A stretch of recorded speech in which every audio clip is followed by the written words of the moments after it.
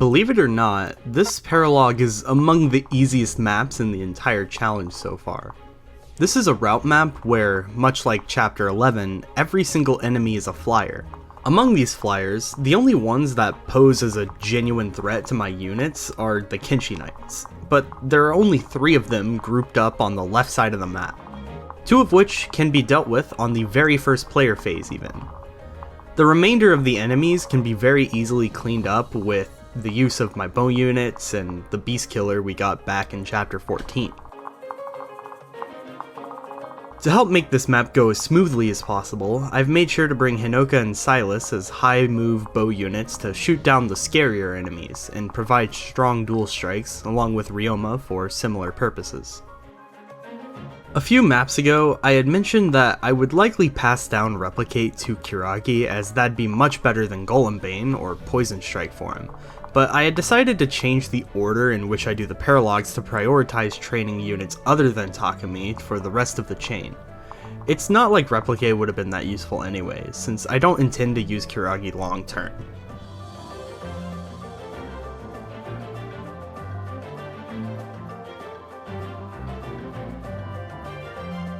One last thing before beginning, I'm going to be reclassing Orochi into Merchant in order to get Potent Potion for her kit.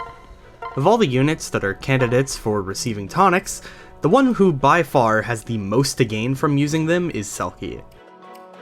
The unfortunate thing about this is that Orochi's strength stat is terrible, and she'll lose access to magic weapons unless she gets C rank in lances. That makes her really tough to train in this class, unless you do it on a map where she always deals effective damage. Luckily, we have one of those.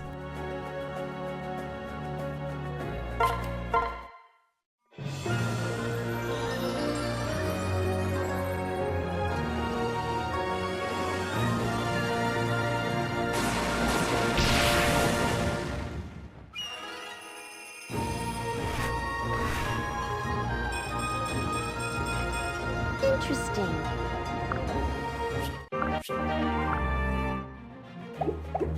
In fact, the game even makes it easier for us by immediately putting 2 enemy flyers in her range at the starting position. All she really needs is a few rounds of combat and then she's done for the rest of the map, so this will be, thankfully, pretty painless. I can immediately use the 2 Falcon Knights that start right next to the army to train up Sakura's lance rank by having her provide Beast Killer dual strikes to both Keldori and Shigure.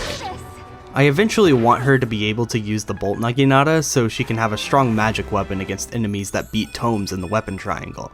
Unfortunately, Sakura's hit rates against the Falcon Knights are pretty shaky, and I am going to have to be relying on her hit rates quite often on this map, so success on this isn't guaranteed, but she can thankfully afford to miss a few and it still should be fine. I'll stay with you. Don't come closer. Sorry.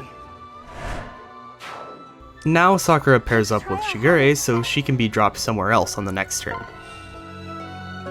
On the left side, I want to start off by setting up a kill for Orochi, which I can easily do by having Takumi chip the Kinshi Knight down to 1 HP with the Brass Yumi and Poison Strike, which will almost guarantee Orochi the kill. I say almost because she still does have to hit.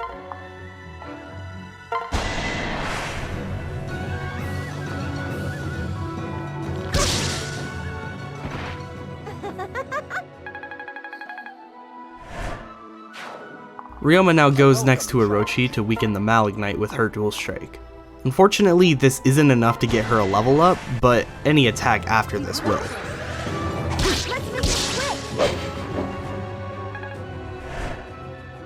Corrin now uses Ryoma's dual strike to weaken the Malignite even further.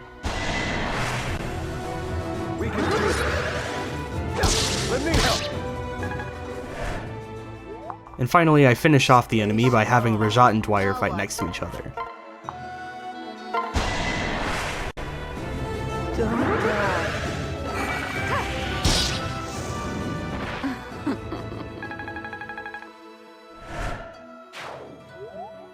There's still 2 enemies threatening my units on this turn, that being the Kinshi Knight and the Falco Knight a little bit to the south.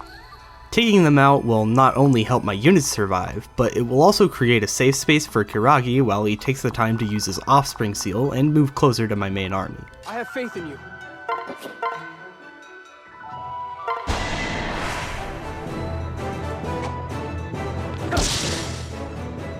Now we can breathe easy.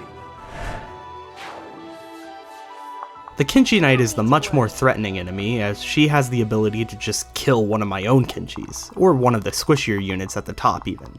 However, Hinoka can easily dispose of her before she can do that, and she can thankfully do it while staying out of range of the third Kinchi Knight.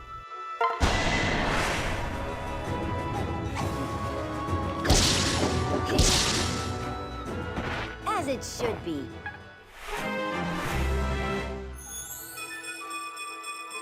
I won't lose. The last thing I'm going to do on this turn is have Azura sing to Ryoma so he can block Takumi from being attacked at one range by the Malignite. That'll make absolutely sure that he'll attack into Silas, which is ideal because I want to have Kiragi get the kill on the second turn.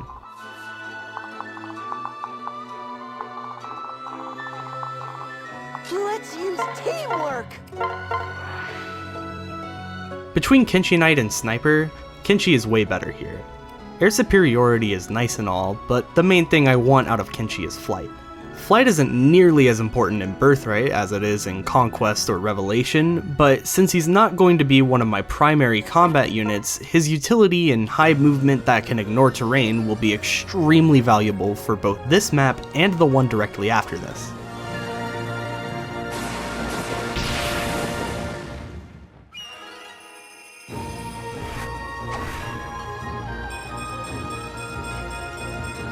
Ready for anything.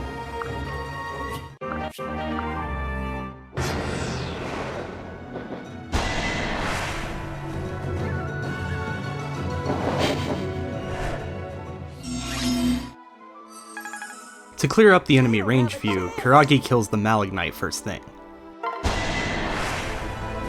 We can do this together. No more Mr. Nice Guy. That was a good one. The next step for my army is to naturally work on the enemies at the bottom left side of the map. I want to do that rather slowly, so instead of killing them all at once, I'm going to have Ryoma bait in just the level 17 Falcon Knight with the Brass Katana. It's important that he uses the Brass Katana over the Kodachi here because the Falcon Knight is able to double Ryoma if he has the speed penalty, and he'd likely die. Since I don't need all of my most powerful units on this left side, I have Hinoka get into position to be refreshed by Azura to take herself and another unit to the center of the map. The other unit in question will be Corrin, since I'd prefer the extra firepower on the right side. Be careful. I'm here with you. Let's have at it. Much like Ryoma, Corrin is going to be put in range of a single Falcon Knight while holding the Brass Katana to not kill it, but simply lure it closer to him. That will also trigger the Falcon Knight to the right of it to start moving, which I'll be able to take care of next turn. Kildori, Shigure, and Sakura are all going to start working on the 3 Falcon Knights on the top right corner of the map by going just barely in range of 2 of them to start. One of the Falcon Knights will attack into Shigure because Shigure will prefer to attack with Kildori's dual strike and won't do lethal damage, but the other Falcon Knight will be forced to attack Sakura on this enemy phase and Here to die. help.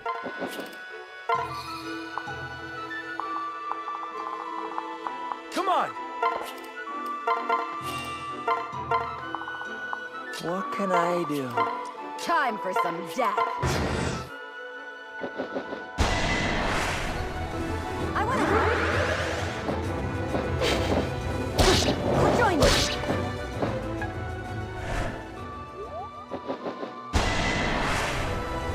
Please, accept my help.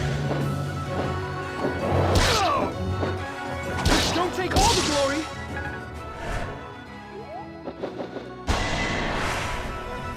Everything will be all right. I'll show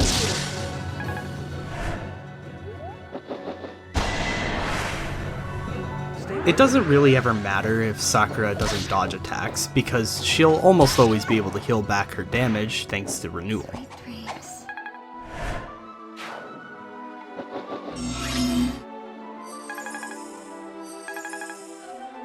Focusing on the right side first, Shigure kills the Falcon Knight that fought him on enemy phase. Let's do this. Enemy sighted. Short, yet sweet. Kildori now heads south to kill the healthy Falcon Knight using Corrin's dual strike. You'll be alright. We're not done yet. That was really impressive. And finally, Corrin kills the Falcon Knight that he baited on enemy phase. I see.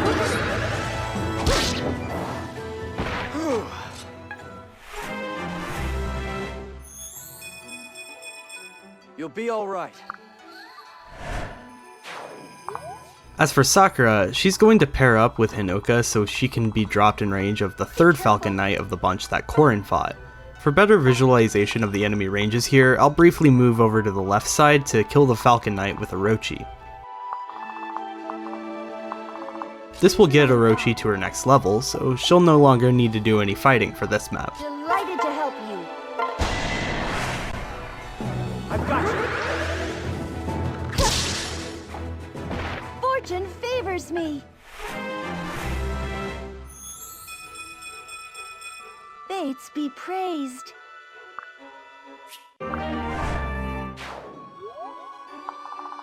Looking at the surrounding enemies, Sakura is in range of not one, but 4 enemies.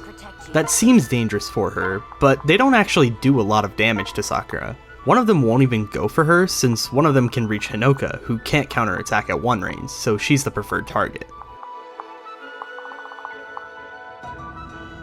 Back to the left side, Ryoma once again goes to the edge of enemy range to fight alongside Silas.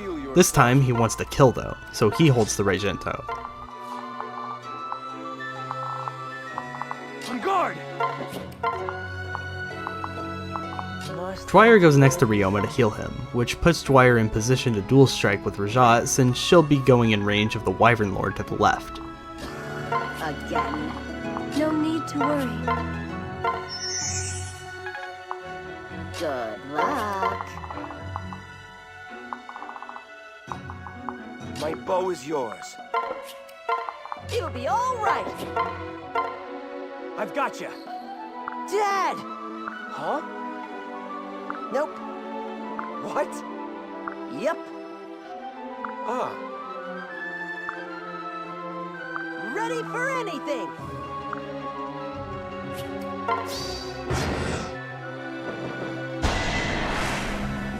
It doesn't matter if Rajat gets hit here since she has Vantage. With it active, she's able to attack first on every round of combat, and she's able to kill all enemies with just 1 hit thanks to Dwyer backing her up in attack stance.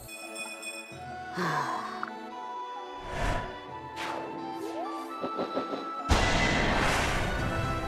have no choice.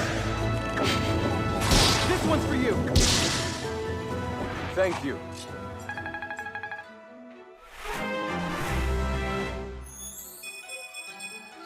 I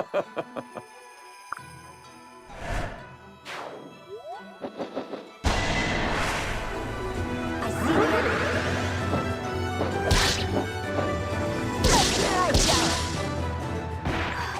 Amazing.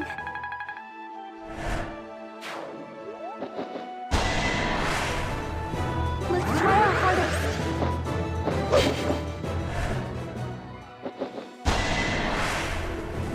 Stay focused.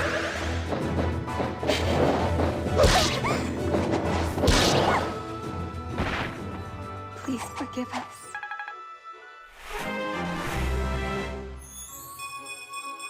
Oh, thank goodness!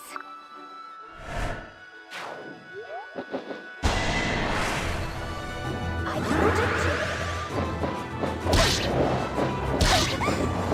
Too slow. Thank you so very much.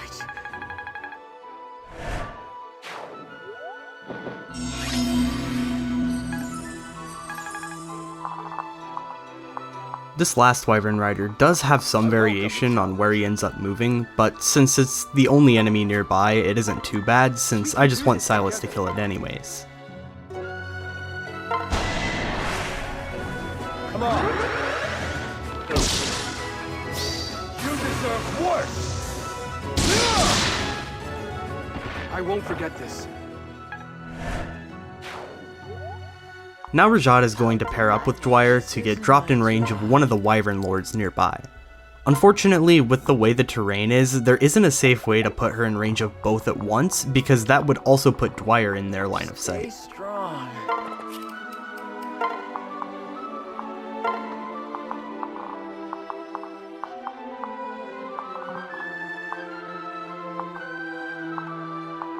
Over here, I don't actually want Sakura to kill this Falcon Knight.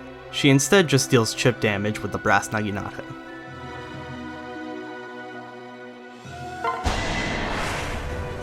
I'm here to help. Don't look away.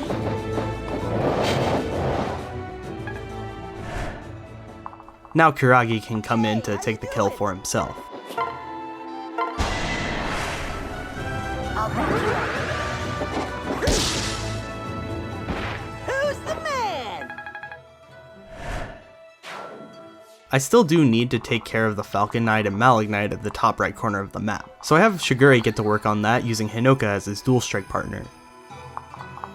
Our audience has arrived. Everything will be all right. As for Corrin, he's going to lure the Malignite in the bottom right corner to get more enemies closer to Sakura. Backing him up will be Caldori. You'll be all right.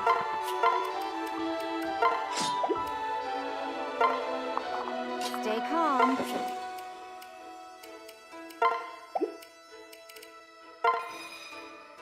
You have my support. Let's keep our guard up. No mercy.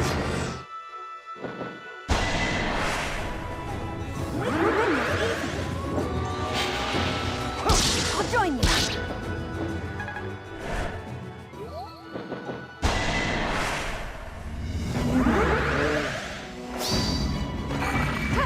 Over here. I don't need your help.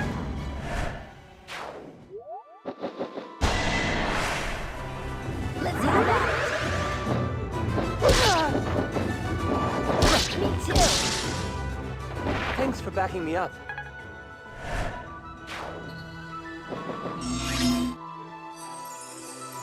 Going in range of the Wyvern Lord did trigger the second one to move further up, which lets Kiragi grab his third kill to reach level 7.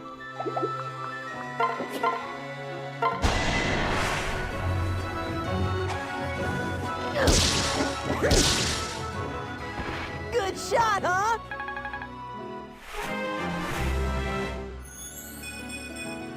Hey. There aren't many enemies left on the map now. It's just 4 Wyvern Lords that are close-ish to the boss itself, and the 2 Malignites. Hinoka goes at the edge of the uppermost Malignite's range, who will be able to easily take it out on enemy phase. Now we can use the Malignite near Corrin to train more of Sakura's lance rank. She first wants to attack with the brass Naginata at 1 range, which is thankfully possible to do without triggering any extra enemies into moving towards her this turn.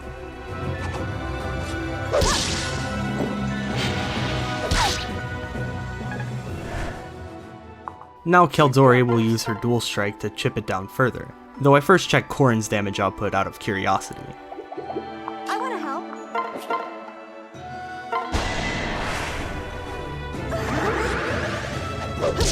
I can do this. Last, Shigure flies down to kill the Malignite with Caldori's support. I'm with you. My turn. Impressive skill. We won't give up.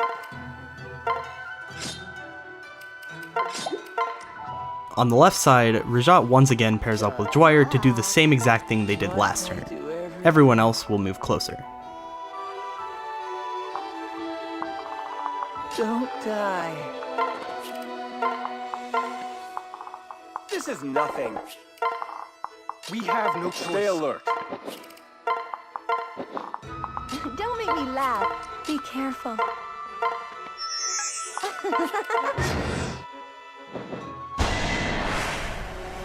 Stay strong.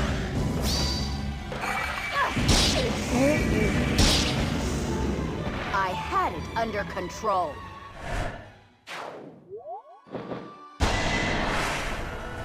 I'll protect you. I can help you. Okay.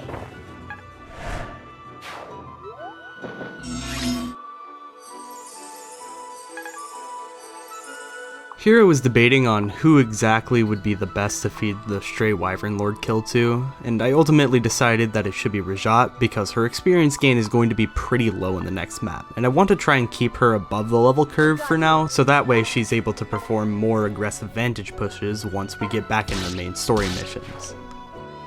After Rajat kills the first wyvern lord, I set up to have it so she can be refreshed and get her the other 2 wyvern kills on the following enemy phase. This time, she can thankfully get both of them in the same turn, leaving just the boss alive. Together we shall prevail.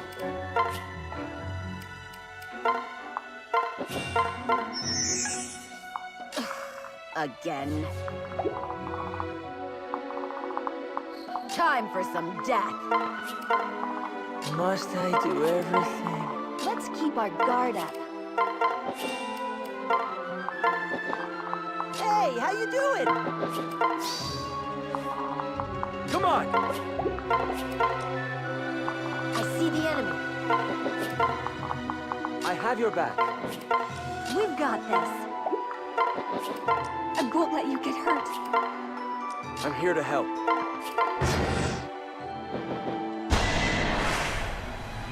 What are you doing?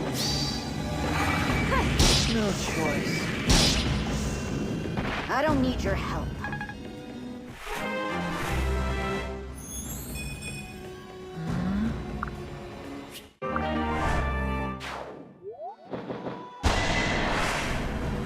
This isn't my job.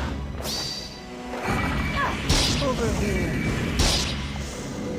I had it under control.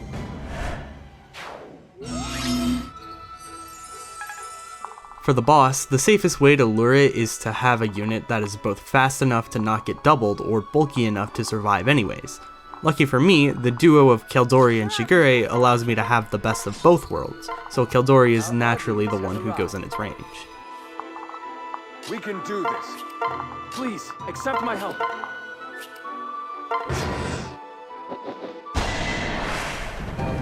Let's do this. Let's try a duet. Keldori attacks the boss again to help Shigure get his axe rank built up. I want him to get at least D rank in axes because that will allow him to use the hammer. Currently, none of my long-term party members are able to use the hammer or throwing club, and it'd be nice to have someone who can again. Ideally before the main story, where armored units are about to become abundant. Be careful. I can work on both Sakura and Shigure's weapon ranks if I move Sakura first and then move Shigure below her to use her dual strike. Let's try our hardest. Excuse me.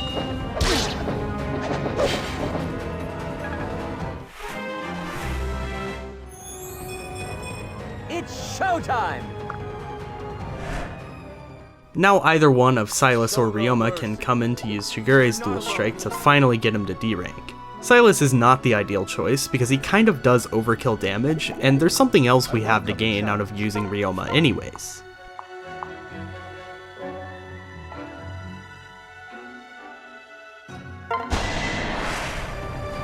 Stay with me.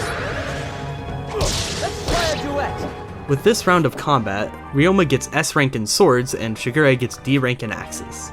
Nice. Now Silas can come in to fight the boss with a lot less damage output. Stay alert. Stand down! Allow me!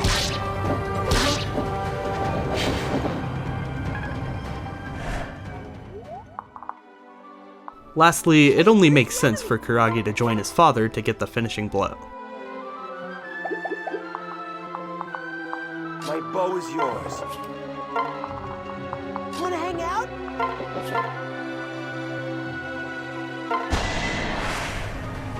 Keep it together.